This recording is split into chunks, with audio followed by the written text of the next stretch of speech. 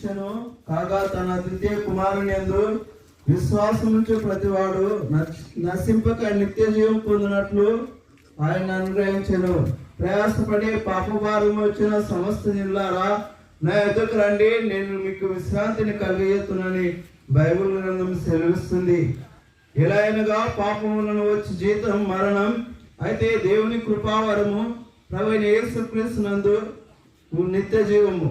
దేవాది దేవుడు 2000 సంవత్సరాల క్రితమే ఈ లోకానికి మానవ అవతారంలో వచ్చే పరిశుద్ధాత్మ ద్వారా జన్మించి మన పాపములను తీసివేయటకై, మన యొక్క దోషములను క్షమించటకై, మనకు నిత్య జీవం ఇవ్వడానికి ఆయన కలువరిలో మనం తలతో చేసిన పాపాల కొరనికై తలలో ముళ్ళ కిరీటము, మన చేతులతో చేసిన పాపాల కొరనికై చేతుల్లో